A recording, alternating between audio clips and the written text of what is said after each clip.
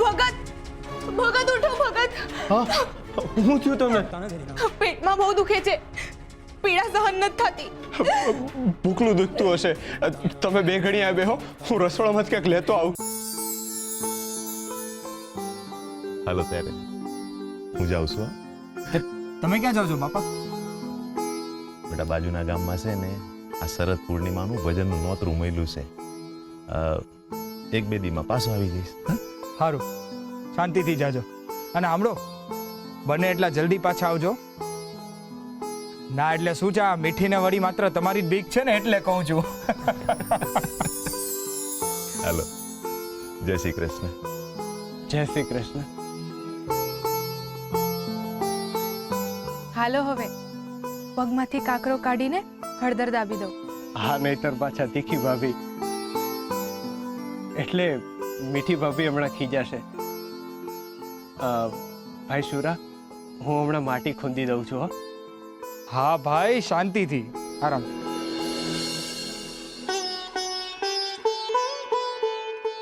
કાકરો કાઢું છું એટલે થોડું દુખશે હો. કાકરો નીકળે ને ત્યારે તો સાતા વળે તુલસી, બાકી કાકરો ભરાય ને તો દુખે. ત્યારે તો તમને ન દુખ્યું? જ્યારે નહોતું દુખ્યું તો અત્યારે શું દુખશે? તમે તમારા હરિનું નામ લઈને કાઢી નાખો.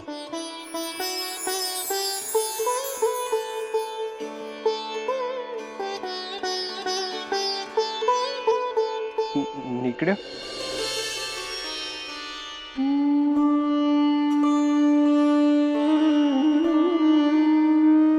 તમે તો ગજબ છો ભગત. આટલો મોટો કાંકરો ખોપી ગયો અને તમને ખબર પણ ન પડી. કેટલું બધું વાગ્યું છે, કેટલા બધા ઊંડા ઘા પડ્યા છે. અને ના કરે નારાયણ, કાલ ઉઠીને કોઈ વધારે ધારદાર વસ્તુ પગ નીચે આવી ગઈ તો? હૈયાને હરિના નામની ધાર વાગી છે, એનાથી વધારે ધારદાર તો શું હોઈ શકે તુલસી? જ્યારે હરિના નામની ધૂન લાગે ને ત્યારે ના કાકરા હામું ધ્યાન રહે, ના શરીર હામું. તો મનમાં ને એક જ ધૂન વાગે, મારા હરિના નામની. અને એમાં જો કોઈનું ધ્યાન ન પડે અને હંધોઈ લોહી વહી જાય તો શું? જેને આપ્યું છે એની ધૂનમાં જાય તો હું વાંધો? તમે તમારે ચિંતા ના કરો, હરિ હંધોઈ હાચવી લેશે. વાહ ભગત, સેવા તમારી હું કરું છું અને જશ બધો હરી લઈ જાય. હા, ક્યાંનો ન્યાય? હાલ હવે હળદર દાબી દો. હાલો, હરે કૃષ્ણ. હરે કૃષ્ણ. હરે કૃષ્ણ.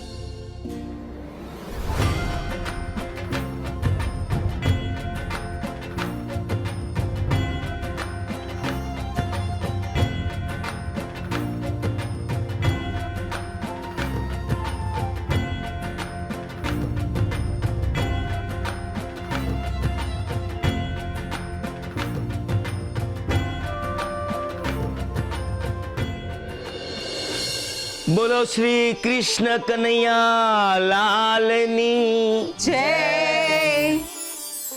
શ્રી હરિ નમો નારાયણાય. શ્રી હરિ નમો નારાયણાય. શ્રી હરિ નમો નારાયણાય. શ્રી હરિ.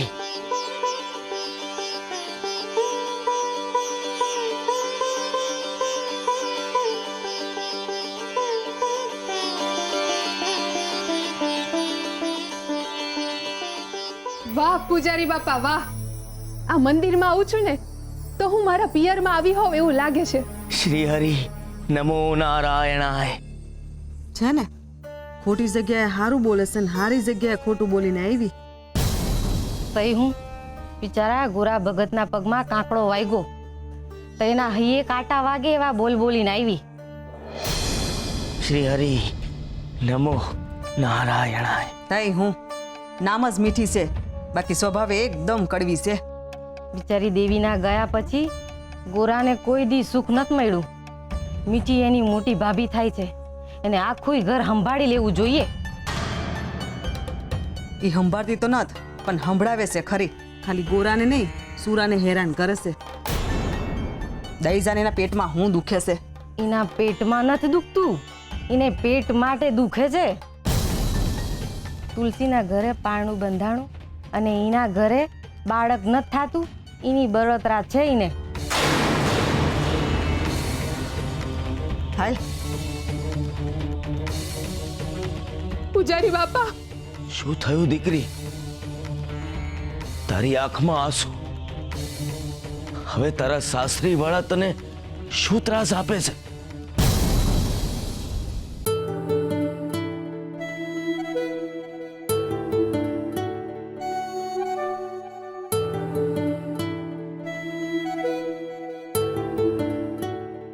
હરે કૃષ્ણ, હરે કૃષ્ણ. જુઓ ને, આકાશમાં ચાંદો કેટલો રૂડો લાગે છે.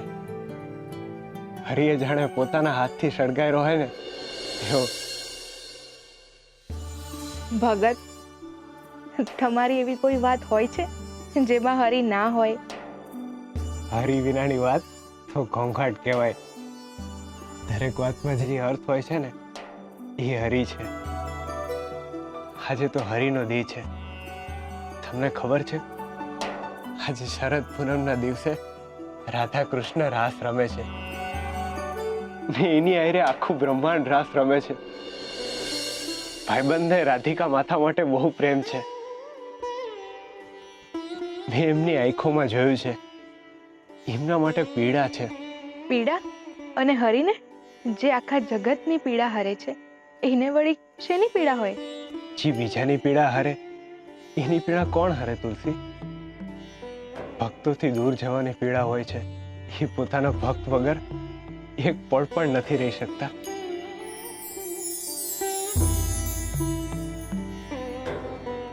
શું વિચારો છો તમે? મને તમારી ચિંતા થાય છે ભગત. મારી ચિંતા હું કામ કરો છો? આપણે તો આનંદ કરો ને. આપણી ચિંતા તો ભાઈબંધ કરશે. તમે જેને ભાઈબંધ કહો છો એમના માટે તમને શ્રદ્ધા છે, એમના માટેની ભક્તિ તમારી પવિત્ર છે. પણ મીઠી ભાભીને તમારી આ વાતથી ચીડ ચડે છે. કંટાળી ગઈ છું પૂજારી બાપા. આ ગોરા બા હરીને ભાઈબંધ કરે છે અને મારો વર બિચારો કુટાયા કરે છે.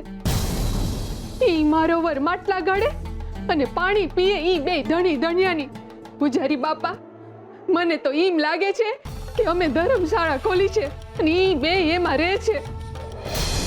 આ તુલસીને તો લગ્ન થતાની હારે બાળકે રહી ગયું અને હું છે તે 5 વર્ષથી વાંજળી છું બાપા.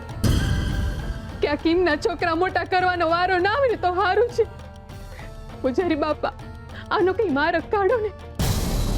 આનો ફક્ત એક જ માર્ગ છે બેટા. ગોરાને જવાબદાર બનાવો. મને કઈ સમજાયું ના. જો બેટા, અત્યારે એની પાસે રહેવા માટે ઘર છે, ખાવા માટે અન્ન છે અને પહેરવા માટે કપડાં છે. એથી એને કોઈ ફરક નહીં પડે. જો એકવાર એના માથેથી છત છીનવાઈ જશે ને, પછી એને બુદ્ધિ આવશે. હા, ઘર શોધવાનું આવશે ને ત્યારે એના મુખેથી આપમેળે હરી વયા જશે. હા હું સમજી ગઈ પૂજારી બાપા. હા,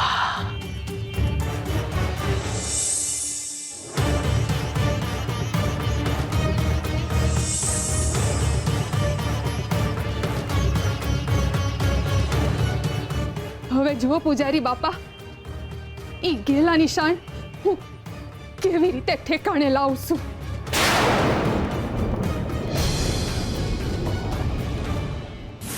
તમે ભાઈબંધ કરો છો એટલે મીઠી ભાભી આખા ગામમાં તમને ગાંડા ઠેરવે છે અને બધા સામે તમારી ઠેકડી ઉડાવે છે. કડવી ભાભી, એ અંધોઈ જવા દ્યો. કોઈ આપણી મશ્કરી કરે ને એ તો હરીની મશ્કરી કરી કહેવાય. હવે એને વાંધો ના હોય તો આપણને શું વાંધો હોય?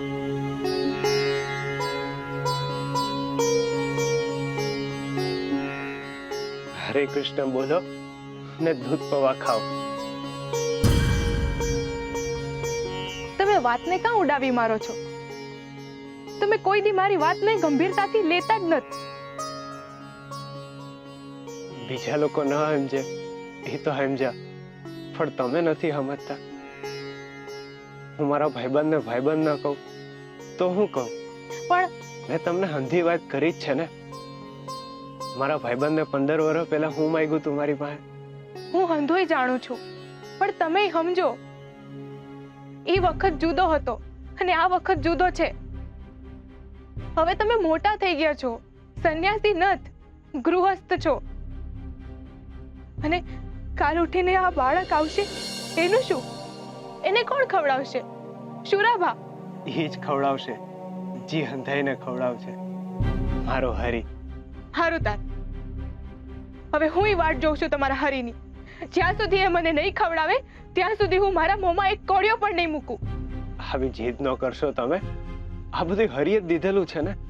પણ ઈ અન્નમાં આ મીઠી ભાભીના મેણા ટોળાનો ઉમેરો છે, એટલે ઈ અન્ન મારા ગળેથી હેઠે ઉતરશે જ નહીં. તુલસી, તુલસી મારી વાત તો સાંભળો.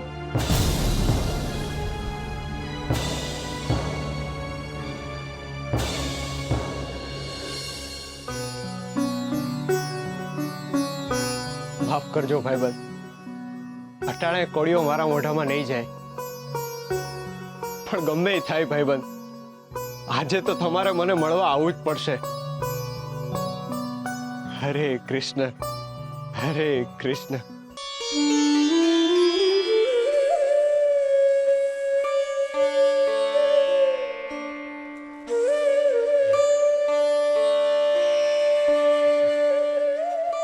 હરે કૃષ્ણ. ભાઈબંધ, કઈક રસ્તો દેખાડ. તુલસી મનના પવિત્ર ને નિખાલસ છે. એ મને ખૂબ પ્રેમ કરે છે, પણ મારા લીધે આજે એ દુઃખી થઈ ગયા. ભાઈબંધ, કે આમ ભૂખા ના રહેવા જોઈએ. મારાથી એમનું દુઃખ જોવાતું નથી. કઈ ઉપાય બતાવો ભાઈબંધ.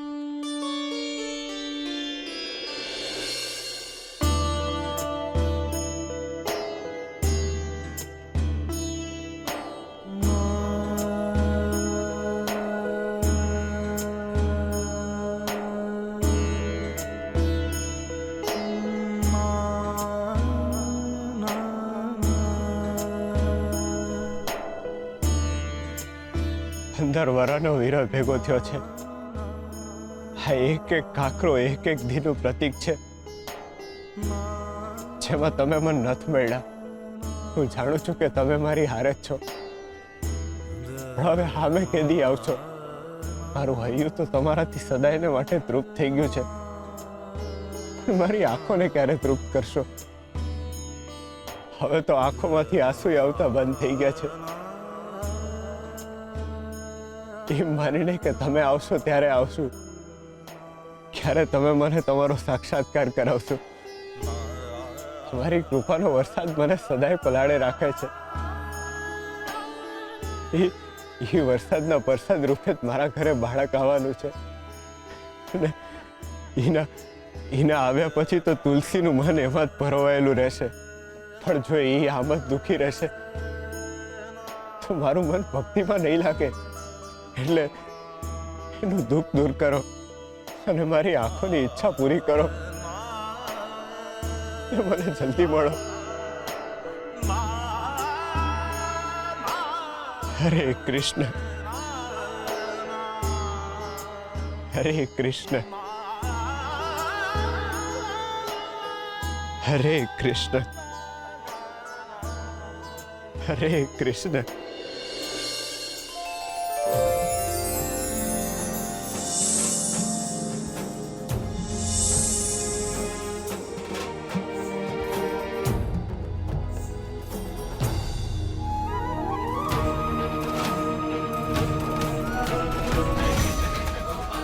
ના,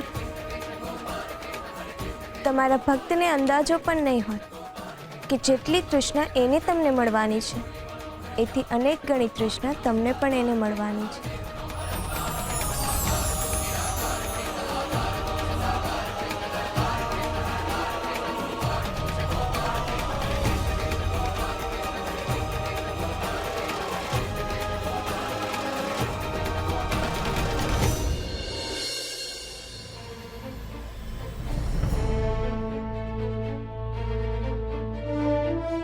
હે હરિ, બધાની રક્ષા કરજો.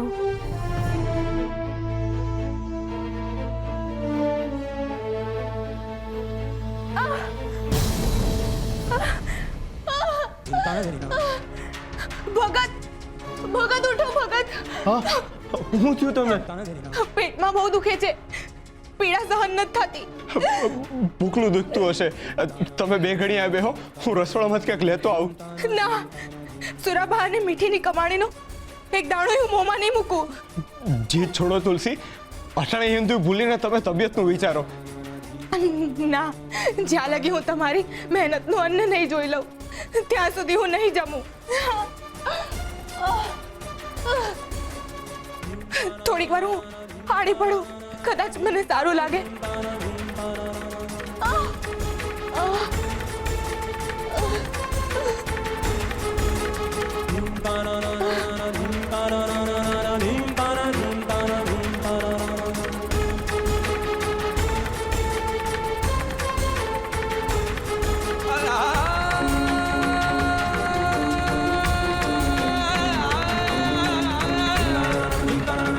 મારા ભાઈબંધ, કોઈ માર્ગ બતાવો, તુલસીની ભૂખ ભાંગવાનો.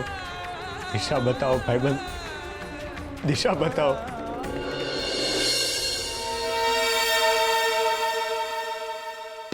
આહાહાહા. વાહ મીઠી વાહ, તારા હાથની સુખડીમાં ખરેખર મીઠાશ ભળી જાય છે. જાદુ છે તારા હાથમાં, જાદુ. ઓહો હો હો, હું વાત છે. આજ તો કઈ સુખડી બનાવી છે તી? તમે તો અડતા જ નહીં. કા? આ પ્રસાદની સુખડી છે. આપણા ઘરે પારણું બંધાય ને ઈ હાટુ ભગવાનને ધરાવા બનાવી છે. મને ડાયણે કીધું કે એકાદશીની સુખડીનો પ્રસાદ મંદિરમાં ધરો ને તો આપણા ઘરે પુત્રની પ્રાપ્તિ થાય. એટલે પહેલા કાનુડો ખાહે ને પછી તમે. હારું હારું. આમે ભગવાનની કૃપા આ ખોરડા ઉપર તો છે જ. હવે ગોરાને દીકરો આવે કે દીકરી કહેવાય તો આપણા જ ને. આ હું બોલો છો તમે? ઈના છોકરા આપણા ક્યાંથી થયા? હું આપણા છોકરાની વાત કરું છું, મારા પેટના જણિયાની. શી ખબર કે દી આ ગોરામાંથી બહાર નીકળશે. તું બહુ ચિંતા કરે છે મીઠી. આ હરીની ઈચ્છા હશે ને એ દિવસે આપણા ઘરે પારણું બંધાશે. અને સાંભળ, આ ગોરા મને કીધું કે તુલસી વહુ ગઈકાલના ભૂખા પેટે હોઈ ગયા છે. આ લગીર સુખડીનો ટુકડો આપે એટલે એમના માટે લઈ જા. ખબરદાર, જો આ સુખડી ઈના હાટુ લઈ ગયા છે તો આ મહેનત કઈ મેં ઈના હાટુ નથી કરી. અને અત્યાર સુધી આપનું બળી બળીને ટેટા જેવા તો થયા જ છે. હવે હું એક ટુકડો ન થાપવાની એમને. ધૂન કોઈ એક જ કાર્ય જેની પાછળ મનુષ્યની લાગણી બંધાયેલી હોય, સતત એ જ કાર્યમાં મનુષ્ય એના જીવનને ડૂબાડીને રાખે અને એ જ કાર્યને જીવન મંત્ર બનાવવાની અદમ્ય ઈચ્છા એટલે ધૂન. જ્યારે મનુષ્યને પોતાના જીવનમાં ભૌતિકતાની લાલસા નથી રહેતી, એની પાસે જે કંઈ પણ છે એની એને આસક્તિ નથી રહેતી, ગમો અણગમો એ બંને એના માટે સમાન થઈ જાય છે અને એનું મન શાંત અને સુંદર ભાવથી ભરેલું રહે છે. ત્યારે એ મનુષ્યને સકારાત્મક તત્વની ધૂન લાગે છે અને એ જ ધૂનના ભાવમાં એ એની આત્માને શુદ્ધ કરતો રહે છે. મનની ક્ષણિક શાંતિ માટે જે કાર્ય કરવામાં આવે છે એને નશો કહેવાય છે. પરંતુ ધૂન તો કોઈ પણ ભાવની હોઈ શકે, ઈશ્વરની, ભક્તિની કે પછી પ્રેમની. અને એટલે જ ધુની મનુષ્ય પોતાના કર્મને જ પોતાનો ધર્મ બનાવી દે છે.